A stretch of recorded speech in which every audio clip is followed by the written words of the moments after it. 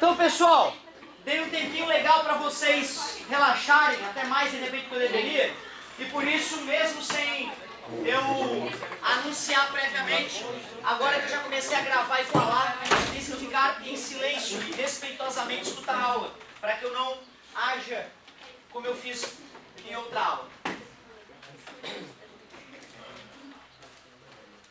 Demorei muitos anos a querer aprender apenas. Eu escutava meus professores falando, Otávio, não te preocupa com a nota, Otávio, não te preocupa com a prova, te preocupa em aprender.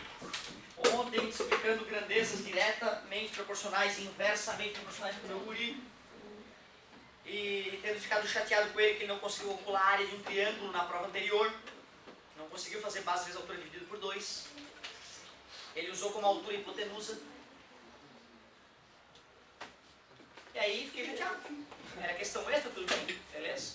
Aí falei, porra, Caio, base vezes altura dividido por 2, esse tá no berçário aqui em cima desse negócio, como é que tu erra e tal? Aí, mas aquela vez que tu me revisou com a prova comigo, eu quase não precisei daquilo que tu me ensinou. Tu vê, né, cara, ele tá preocupado com a nota da prova, cara, e não em aprender, né? É uma coisa normal de acontecer. Reflitam sobre isso. Eu não cobrarei em prova o que eu vou te falar agora. Eu não vou cobrar em prova. Se tu quiser aprender é porque tu é maduro. Se tu não quiser aprender é porque tu é babaca. Só isso. Quanto que ele tirou na prova? Como? Quanto que eu... 9,8. Então, fiquei bravo porque não sabe calcular de um triângulo. Quem ama é assim. Quem ama quer que as pessoas ao nosso lado sejam sempre melhores. E eu falo pra ele, Caio, ele chorando esses dias, eu pedi pra ele estudar meia hora e depois meia hora. Eu pedi, Caio, amanhã vai ter prova de matemática, certo? Então o que tu acha de tu estudar meia hora agora e tu relaxa, vê filme, curte a tarde, depois tu estuda mais meia hora? Ele começou a chorar. Porque ele achou que era demais. E ele assim, eu não estudo nada, eu só tiro 9 e 10. Eu falei, então, porque o teu colégio é uma merda. Porque se tu não estuda e tira nota boa, não é porque tu é bom, é porque o teu colégio é ruim. Eu falei pra ele. E aí, cara, ele fica chateado porque ele não entende que eu tô preocupado em ele ser o melhor. Eu não quero que ele seja melhor que os coleguinhas dele, eu quero que ele seja melhor que ele próprio. Pra tu saber onde é que tu pode chegar, tu tem que ver que tu tem que te superar todo dia. Onde é que eu poderia ter chego? E eu falo pra eles, Caio, uma das mágoas que eu tenho na minha vida é de não ter estudado mais. E ele, caramba, mas pai, tu é professor, tu ganha bem. Eu falo, meu caralho, eu me sinto um merda, eu falo pra ele. Era pra eu ganhar o dobro e o triplo. Se eu tivesse um doutorado, um mestrado, aí sim tu ia ver. Ou seja, ele me compara com a grande massa brasileira, e é óbvio que eu estou muito acima da média brasileira em ganhos, porque a maioria dos brasileiros tem um salário mínimo, porra, que é um salário de fome, um salário que não dá para alimentar a família. E aí então eu discuto com ele. Fica à vontade, meu amor. Fica à vontade. Seguinte, quem não mandou ainda o e-mail do Miró, vida, dei 0 porque não recebi. Então, vida, obra, influências que ele recebeu e análise de uma obra. Certo? Até amanhã, às 18 horas. Quem faltou faz amanhã até às 18 horas.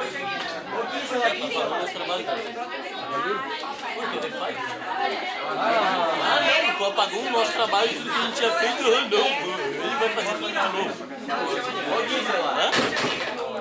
Tá claro, pessoal? Tá no recado? Porque apagou o bagulho. Eu posso ver aqui Ah, então tu não apagou. Olha aqui. Se tu apagar, tu achar minha vista. Só do Miró, pode? Na segunda-feira. E-mail. Isso, tá bom? Caixa de entrada. Se tu me pedir, eu mando. Tá bom? Obrigada. Quem tem aqui lá no Facebook? Galera, como eu estava te dizendo, o que me importa não é o quanto tu tira de nota. Eu sei que alguns de vocês têm dificuldade. E aí eu vejo o esforço que tu faz. Quando eu vejo alguém que tem dificuldade, faz um puta de um esforço, tira um 7. Quando eu estou corrigindo a prova ontem, indo no ônibus, né? Tem uma aluna minha que tem bastante dificuldade no segundo ano. Eu estava corrigindo a prova do segundo ano. E aí, cara, ela tirou 10. Eu fiquei emocionado. Enquanto teve um monte de 10. Um monte de 10 que pra mim não valeu nada, porque a prova valia 13. E eu não tive nenhum 13. E naquela sala eu tenho uns 6 alunos que são geniais, 6 alunos que são top, 6 alunos que são foda. E nenhum desses 6 caras foda tirou 13, que era a nota que eu queria pra eles. Pra mostrar que eles gabaritaram a prova. Teve 12, 12.2, 11 e pouco. Que eu nem fiquei tão feliz quanto 10 que aquela menina que tem dificuldade tirou, cara. Então tu vê, né, cara, quando a gente tá te avaliando, a gente não tá só te comparando com todo mundo, a gente tá te comparando contigo mesmo. Eu quero ver como é que tu era ao longo do ano e quero ver tu melhorando.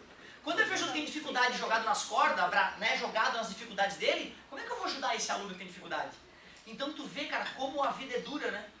E eu tenho certeza, aliás, eu espero que o Caio, hoje ele tá meio puto, hoje ele tá querendo vadiar. E eu, como pai, tento falar, filho, vai dar merda. Mesmo com 9.8, que eu não acho uma grande nota para ele, já que há muito tempo eu ensino matemática básica para ele, muito antes dos coleguinhas dele. Então eu não quero que ele tire nota melhor que os colegas. Eu quero que ele gabarite as provas, que é o mínimo que ele precisa para tudo aquilo que ele teve de vida, de experiência. Agora, pega um aluno que vem de uma escola mais fraca, tá no nosso colégio, se mata para tirar um 7, de repente para ele isso é uma nota foda. Porque ele não teve um pai chato que ficou o dia todo incomodando ele quando ele era gurizinho, não sabia nem contar direito, já estava querendo ser matemática. Entendeu? E é por isso que nascem pessoas especiais. Não é porque eles foram paridos especiais, é porque eles foram gerados especiais. Gerados especiais. Certo? Lembra do Guimarães Rosa, né? Uma família tem que dar muita estrutura para uma criança aprender 17 idiomas sozinho, né? Não deve ser porque nasceu especial, né? Deve ter uma família que preza a cultura, que ama a educação, que educa acima de tudo, né? Mas tu vê, educação às vezes gera esse tipo de coisa, olha só. Te falei numa aula passada, né? Sistemas isolados atuam apenas forças internas, não atuam forças externas. Qual é o impulso das forças externas? Força vezes... Quanto foi a força, já que não atuam? 0. 0 vezes o número. Quanto é que deu o impulso externo? Já que impulso é igual a variação da quantidade, que é o quê? Quantidade de movimento. Já que o impulso deu 0, menos passa. Portanto, sistemas conservativos, aula anterior, energia mecânica inicial igual a energia mecânica final. Sistemas isolados, aula atual, quantidade de movimento inicial igual a quantidade de movimento final. Só isso. Tristeza, olha onde é que se aplica às vezes isso. Um canhão de massa 400 kg dispara um projétil de 2 kg com velocidade de 300 metros por segundo. Determine a velocidade de recuo do canhão. Vamos fazer um desenhozinho para ver o que está acontecendo. Chãozinho, chãozinho, canhãozinho. Desenhou o canhãozinho. Aqui está o projétil de 2 kg. Ali está o pavio. Risca o pavio, tem pólvora comprimida aqui. Bum, gases se expandem. E o projétil de 2 kg é lançado para a frente com uma velocidade de 300 metros por segundo. Já que o projétil empurrou o canhão empurrou o projétil, é esperado que o canhão recue com uma certa velocidade. Já deve ter visto, né? Nos noticiários, nos filmes de pirata, os canhões indo para trás após o disparo. Mas como eu faço? Já que o canhão faz força no projétil, o projétil faz força no canhão, a quantidade de movimento inicial é igual à quantidade de movimento final. Quem é a quantidade de movimento inicial? É a do canhão mais a do projétil antes do tiro. Quem é a quantidade de movimento final? É a do canhão mais a do projétil após o tiro. Antes do tiro, canhão e projétil estão se mexendo? Não, antes do tiro, canhão e projétil estão parados. Então a quantidade de movimento inicial é 0. Não vou fazer M vezes V para botar 0 no V. Já sei que vai dar 0. O que é quantidade de movimento? Massa vezes velocidade do canhão. O que é quantidade de movimento? Massa vezes velocidade do projétil. 0 igual. Qual é a massa do canhão? 400. A velocidade dele após o tiro? Não sei, né? Massa do projétil? 2 quilos. Que velocidade ele tem? 300 logo após o disparo. 2 vezes 300? Mais passa? Menos 600 igual a 400 vezes a velocidade do canhão. Está multiplicando, passa? Dividindo. Velocidade do canhão. Velocidade do canhão, corta os zerinhos. 3 por 2, 1,5 metros por segundo. Vamos interpretar. Por que deu tão baixa?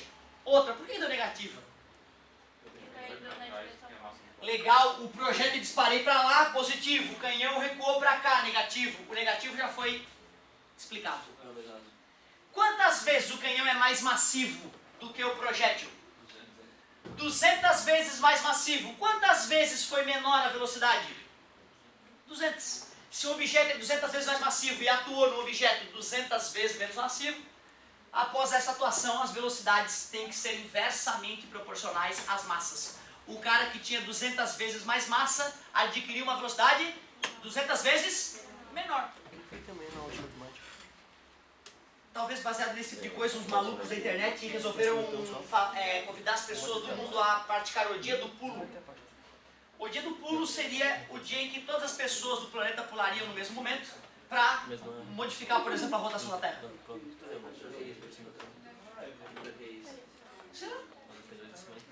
Provavelmente... Mas mesmo se fazer as pessoas pensar sobre se isso de fato faz sentido ou não. Quando nasceu essa ideia do dia do pulo, falando meu que me contou isso, se eu soubesse o dia do pulo, eu não, o que é isso? Ah, a galera da internet está combinando de pular no mesmo dia, mesma hora, para mudar a rotação da Terra. Vamos criar o dia do pulo então. Planeta Terra, massa do planeta Terra. 5,98 vezes 10 na 24 kg, aproximadamente 6 vezes 10 na 24 kg. Vamos chamar todos os habitantes do planeta para essa região. Todos. Quantos? Quantos somos? 7 bilhões. Um pouco mais, mas tudo bem, vamos usar 7 bilhões. 7 milhões. 7 bilhões é o mundo todo. Qual que seria uma massa média para essas 7 bilhões de habitantes? Tem obesos de 100 quilos, mas tem crianças, tem recém-nascidos, né, de 1 quilo. Eu acho que se chutar uns 50 é bom. Se cada um dos 7 bilhões de habitantes tiver 50 quilogramas, 5 vezes 7, 35. 1, 2, 3, 4, 5, 6, 7, 8, 9, 10. Vezes 10 na 10. Ou 3,5 vezes 10 na 11 quilogramas. A massa de todos os habitantes. Estamos todos aqui. Com que velocidade será que é plausível que todos os habitantes pulando com todo o poder? Os bebezinhos também pulando? Qual tu acha que deve ser a velocidade máxima do pulo? Se a gente faz mgh igual a mv ao quadrado, nós vimos que quando o cara cai de 5 metros de altura, ele bate no chão com 10 metros por segundo. Não vi nunca ninguém pular 5 metros de altura. Imagina, 5 metros de altura. Se fosse assim, ele sairia do chão com 10 metros por segundo aproximadamente. 36 km por hora. Já que a gente não consegue atingir esses 5 metros de altura, no momento do salto, a velocidade deve ser abaixo de 36 km por hora. Abaixo de 10 metros por segundo. Como energia cinética é mv ao quadrado sobre 2, se a velocidade cai a metade, a altura cai a 1/4. 1/4 de 5, 1,25. Cara, se o cara tem uma puta de uma impulsão, uma impulsão monstra, o cara consegue saltar 1,25 metros. Ele consegue elevar o centro de gravidade dele 1,25 metros. Tranquilo. Então, beleza. Então, vamos supor que uns 5 metros por segundo a velocidade que as pessoas podem saltar. Vamos supor que todos estivessem aptos a saltar, com essa mesma capacidade. Já que pessoas e planeta formam um sistema ISO, quantidade de movimento inicial, antes do pulo, depois do pulo, quantidade de movimento do planeta, mais quantidade de movimento das pessoas, igual a 0. Massa do planeta, vezes velocidade do planeta, logo após o pulo, é igual a massa das pessoas, velocidade das pessoas, logo após o pulo. Massa do planeta, 6 vezes 10 na 24, velocidade do planeta após o pulo, quero calcular. Massa de todos os habitantes do planeta, 3,5 vezes 10 na 11, estamos chutando um pouco para cima. Apesar de o número de pessoas estar chutado para baixo, a massa média das pessoas está chutada para cima. Velocidade com que as pessoas conseguem saltar aproximadamente. Vimos que usando dados de questões anteriores, chutamos uns 5 metros por segundo. Mais uma vez, estamos considerando todos os atletas, todos com capacidade fantástica de explosão muscular. Mais passa? 5 vezes 35 é 15 mais 2,5, 17,5 vezes 10 na 11. Isso é igual a 6 vezes 10 na 24 vezes V. Tá multiplicando, passou? Que é menos. Dividindo. 17,5 vezes 10 na 11. Negativo. Dividido por 6 vezes 10 na 24. A velocidade do planeta, logo após o pulo, no fatídico dia do pulo, demonstraria que o planeta Terra iria no sentido oposto com uma velocidade de, se fosse 18 por 6? 3, obrigado. Então um pouco menos que 3, sei lá, 2,9. Menos por quê? Porque ela vai no sentido oposto, obrigado, gente. 10 na 11 dividido por 10 na 24? 10 na menos 13 metros por segundo. Ou seja,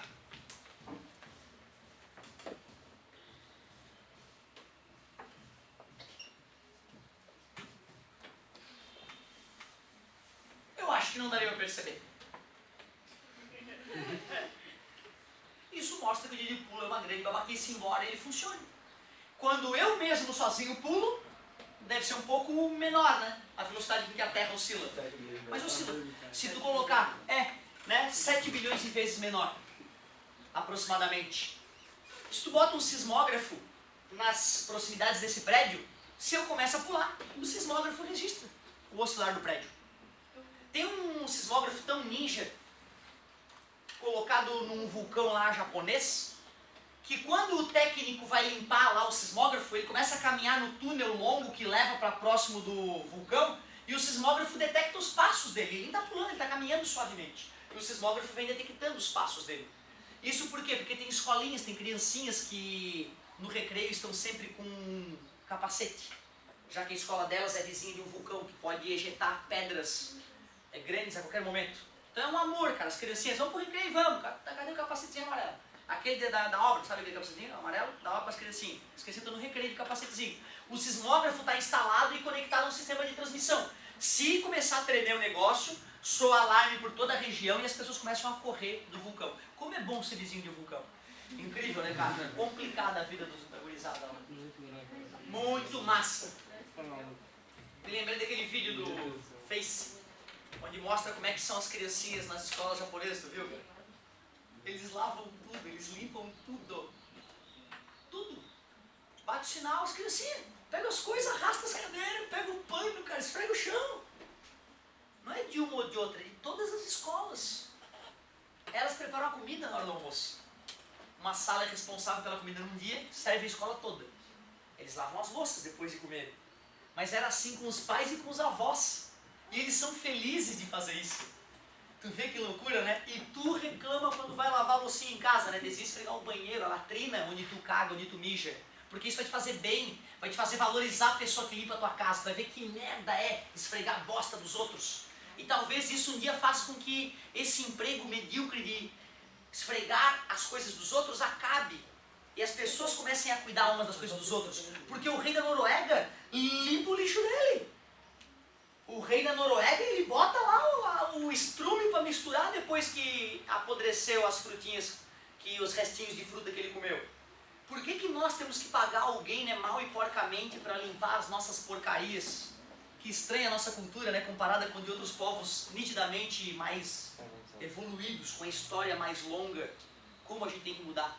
Que imagina se nessa escola, mas professor é particular, e daí? Eu não estou dizendo que estão pagando, eu estou dizendo que faz bem para o jovem organizar o próprio lugar, aprender a limpar as coisas, aprender a servir o outro jovem, a ser educado, certo? Que legal isso, né, cara? Um dia a gente vai chegar lá.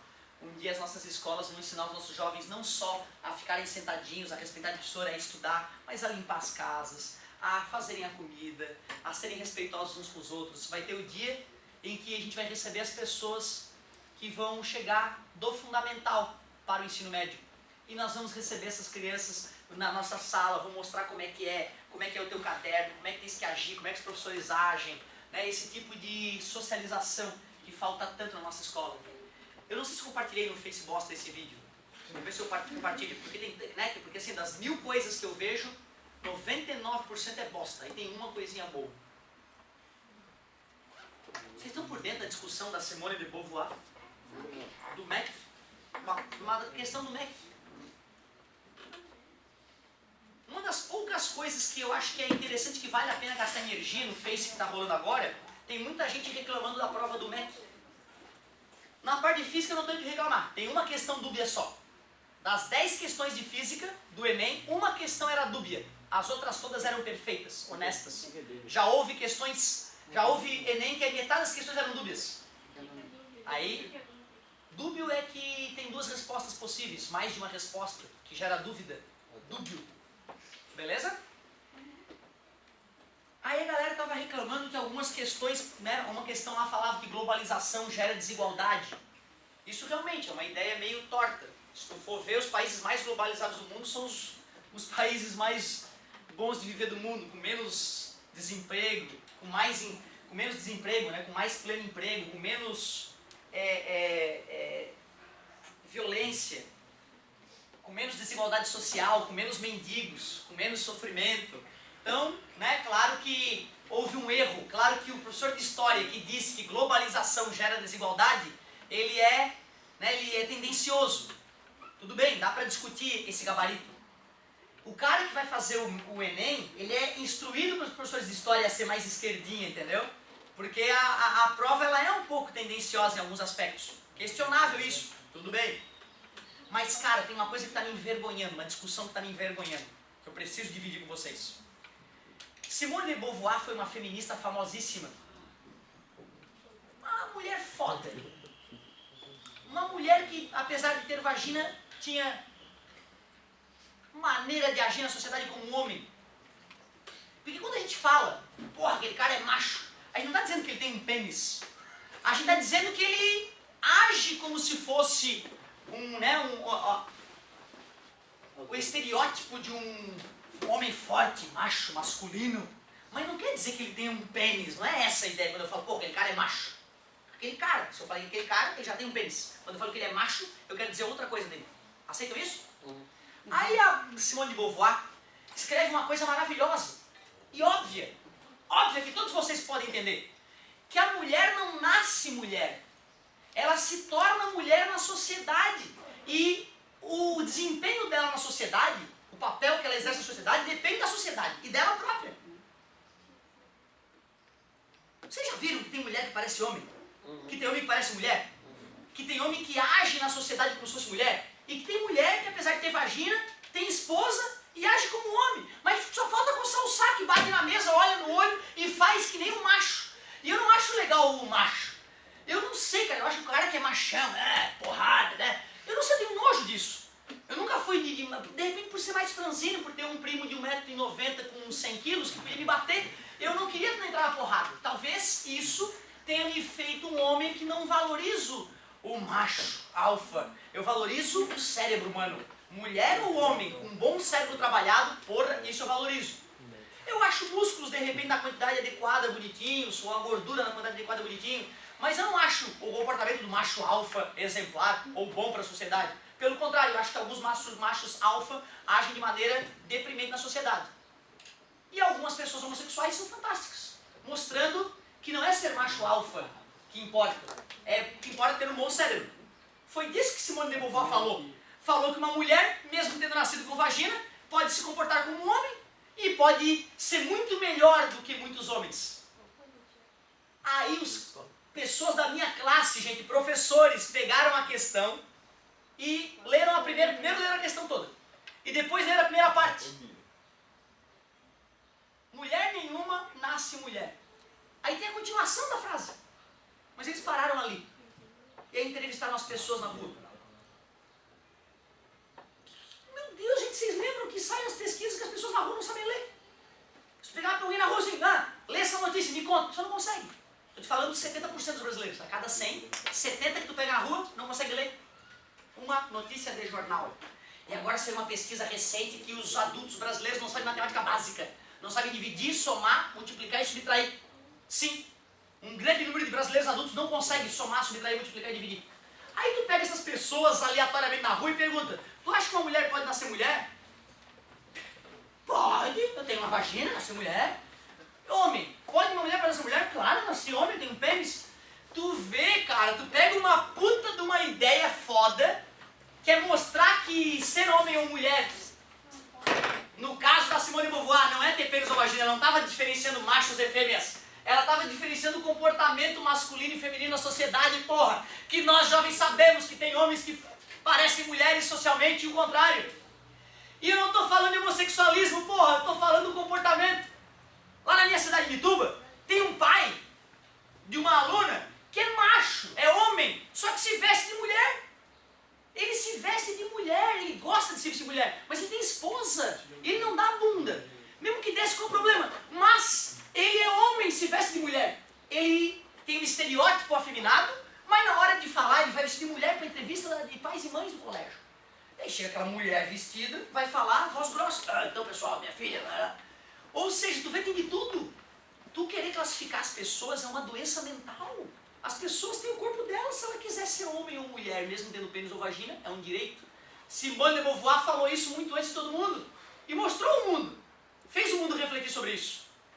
Aí se ela fez outras cagadas na vida dela, se ela foi cruel em outras partes e errou em outras partes, é um pequeno detalhe.